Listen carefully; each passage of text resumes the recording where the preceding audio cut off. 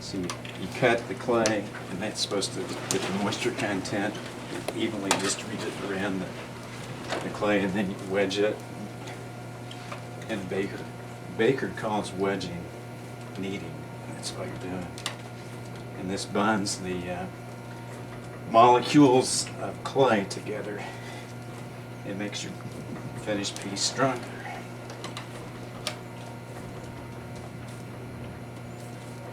And that's why they call this a wedging table.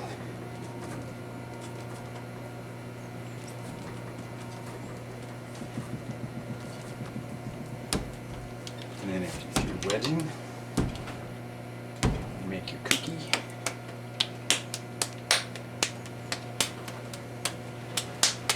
And I plan on making a bowl here.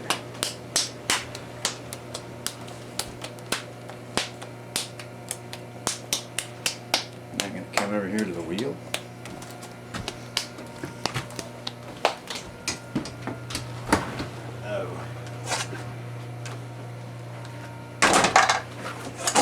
I'm going to put a bat on the wheel. Clean the wheel.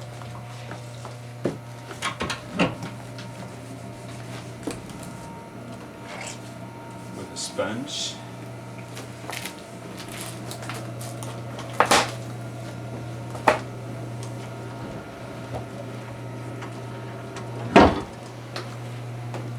I'm going to put the clay on the head of the wheel. And now I'm going to center it.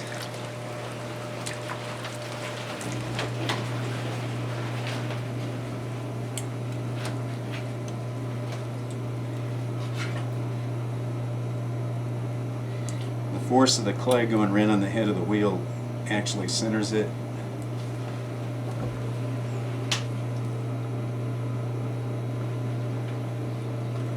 And it actually feels centered. Your hand won't move at all.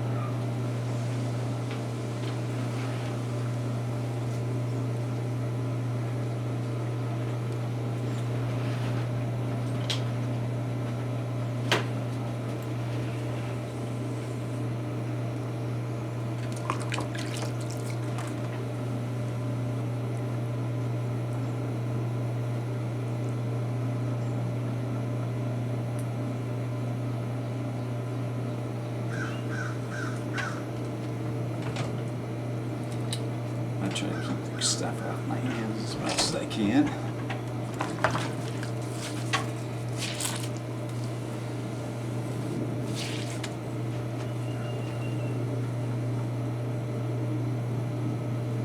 I'm getting ready to open the clay.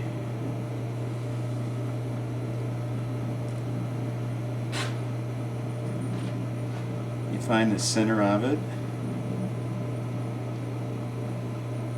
with your hand and your knuckle of your little finger. And you look down there, you can see where it's been centered. And then you take your thumbs and you open.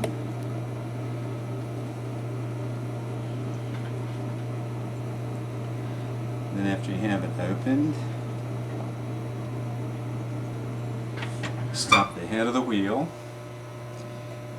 and use the needle tool and make sure that you're not too close to the head, and I think I'm okay. Close that up. Now you have to open, you're open, but you have to open it wider.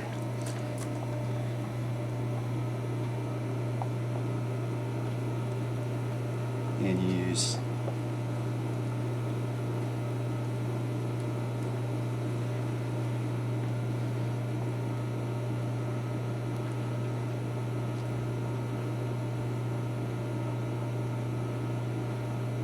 then you make sure that the bottom is fixed to the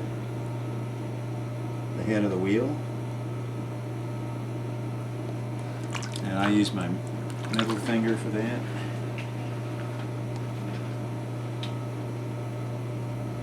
You can't do it too often or it will stress the clay, so you have to smooth out the bottom with usually I try to do it in 3 times.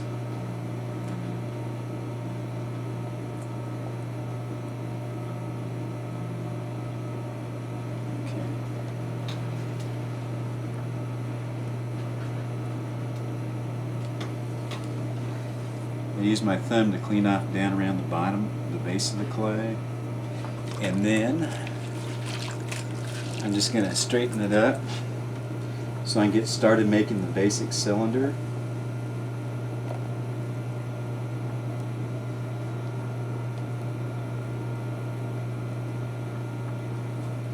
There's the start of my cylinder. And then I'm going to take, and since I'm going to make a bowl, I'm going to pull the clay towards me and up.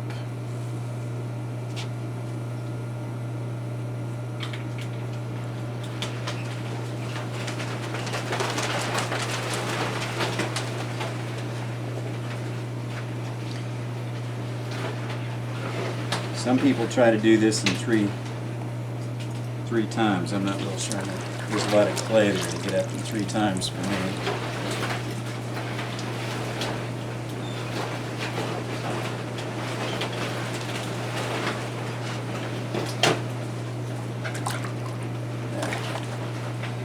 You want to keep the clay moist, but you don't want it too wet. It's naturally elastic.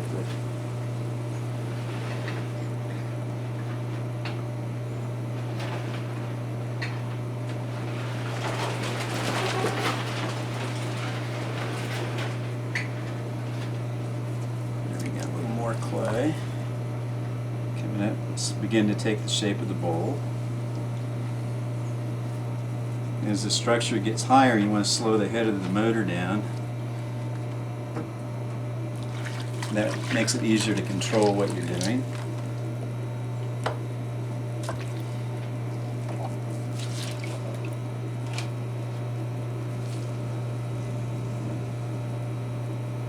Take it up. Keep bringing it out towards me.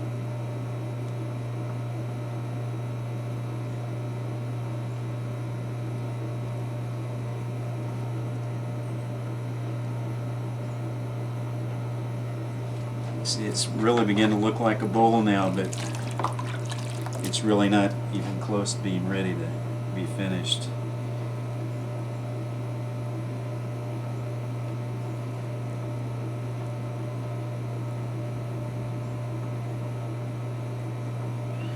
I'm going to take a clay tool with a sharp point, and I'm going to take away some of the clay around the base.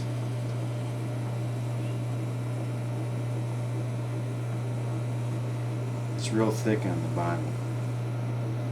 Notice how much I got. Put it over there in the clay bucket. We reconstitute that. And now I'm going to pull it up and out probably one more time. Maybe 2.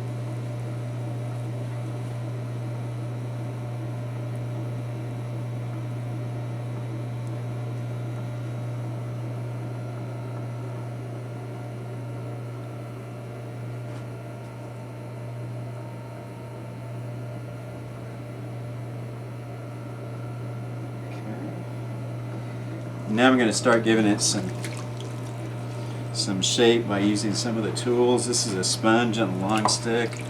Some people use their fingers to do this. I use the sponge. I have contact with the outside of the bowl, and I'm using the sponge like some people use their fingers on the inside of the bowl.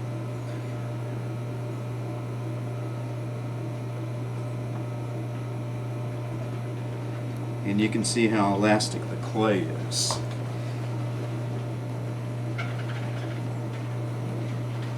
Yeah.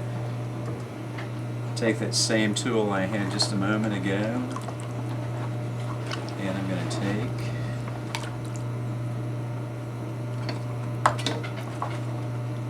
it's the hard part. You're always losing your tools here in the clay water.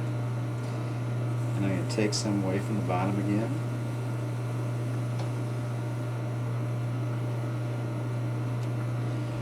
Now I'm going to take a metal rib. And to all the scientists out there, this isn't a rib, but by definition, but to a potter it's called a rib. And I try to make sure that it's nice and clean. It doesn't have any clay residue on it. You can see that it's metal. And I'm going to take this side, the straight side of the web, and I'm going to give it a little bit of a turn, and that's going to give shape to the bowl and cut away some of the excess clay. I'm going to apply some pressure to the inside.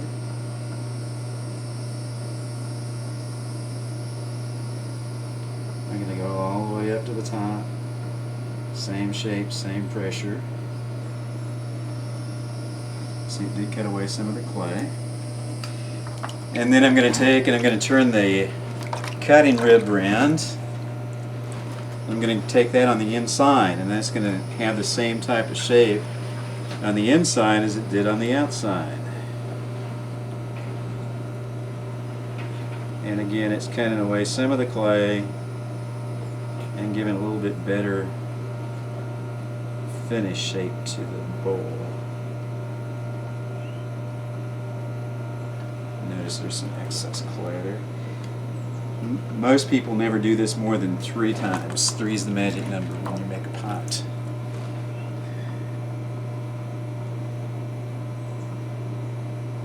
You always want to have contact with your piece with both hands.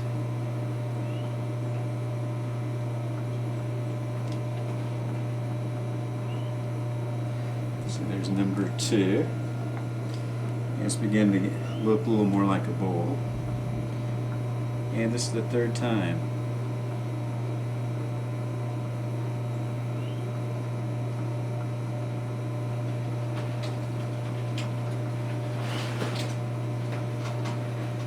And there we have that part of it. Now I'm going to take a flexible rib. This is more of a rubber type material, and it doesn't cut, it just gives shape. And the way you can hold it determines the shape of the bowl.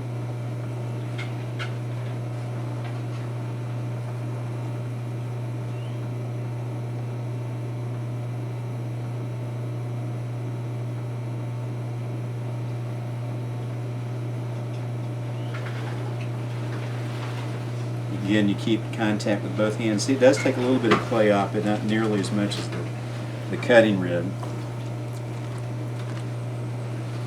And the outsides begin to look nicer and nicer.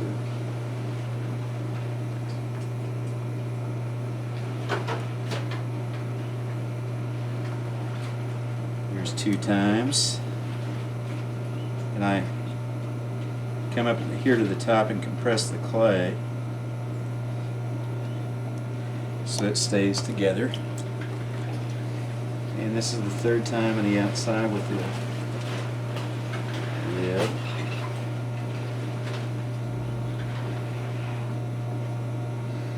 And I'm going to go in, take the rib and turn it around to the other side, the curved side. And I'm going to go inside.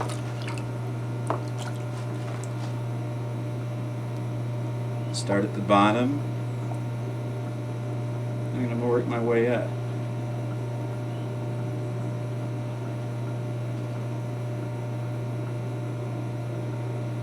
And again, I'm going to go all the way to the top, and I'm not going to do it more than 3 times. And it gives a finished look on the inside.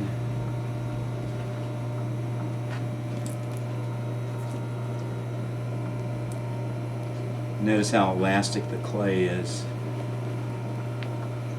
Nice and elastic. Compress the top. There's a little bit of water forming down at the bottom. I'm just going to take my sponge and I'm going to swab it out.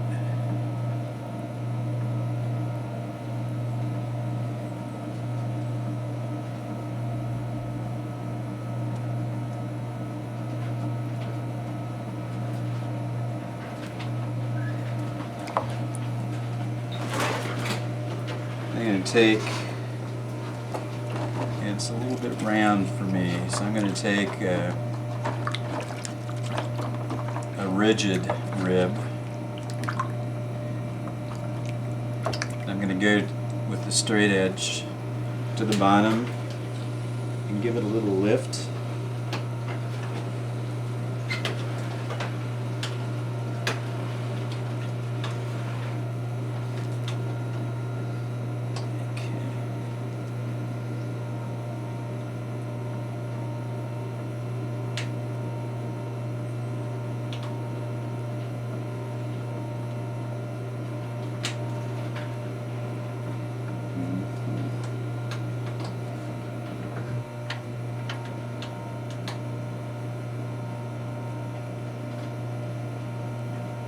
Still not real happy with the inside, but you never want to work it too much. It's better to not be real happy with it than to work it too much and lose it completely.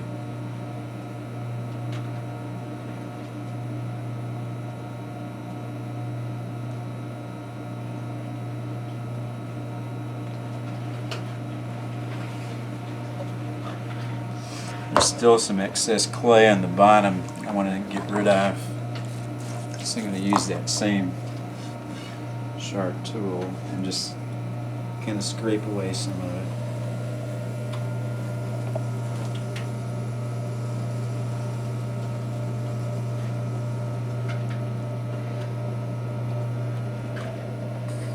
We're going to trim it later if we can get it on the... There we go. Now there's a tool that I use that finishes off the very top lip. And this is kind of a finishing tool. Looks like it's made out of some type of hardwood, maybe teak-like wood. And it has notches at both ends, different shapes. And those shapes I'm going to take, I'm going to use that, I'm going to put it on the top. And if you notice, it's smoothing out that top and give it a more finished look. Have to remove the clay there and do it a couple more times maybe.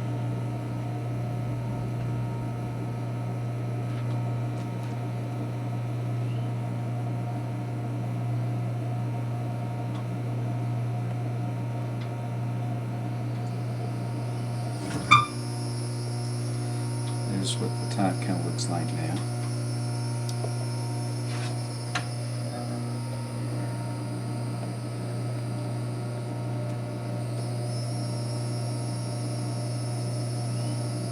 Using the other side just to give a little decoration.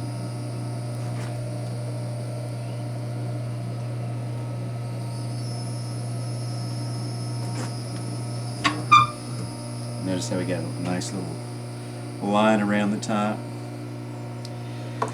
Now I'm going to take a chamois, and this is the same type of chamois that you use on when you wax your car or wash your car. And it's going to take and it's going to smooth out the texture of the clay. I don't know if everybody does it on the inside. I do it on the inside as well. Most people do it on the top only. And it gets rid of anything that's not smooth.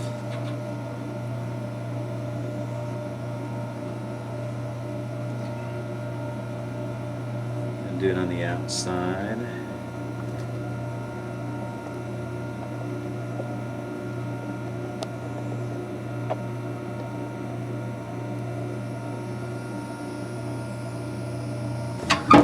When it stops, you can see it's a lot smoother.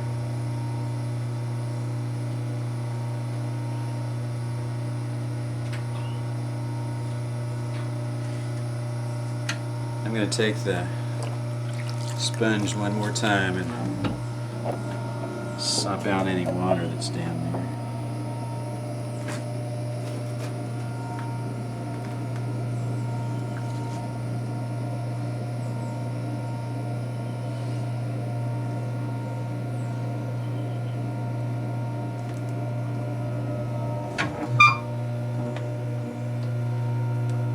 Now what we're gonna do, we're gonna cut the bowl away from the head.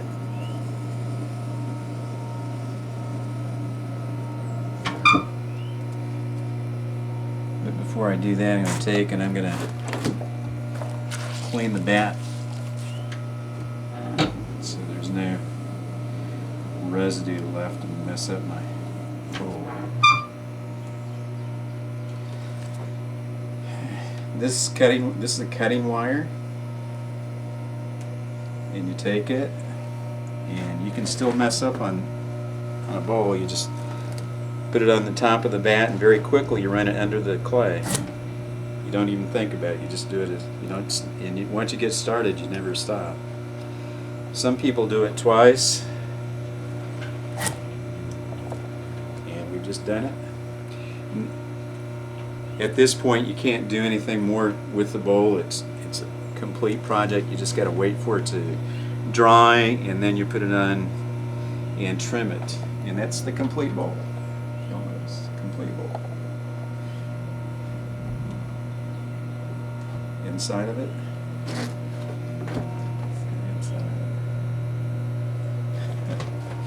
Now I take it out and put it in the sun. We've got some bowls out here drying. Make sure you don't get to the floor there.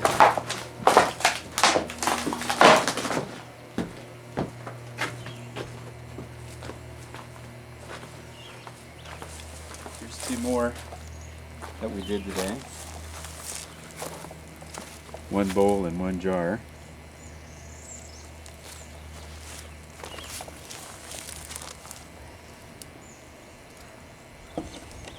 And this one's ready to, not quite ready to. They're in the drying process right now.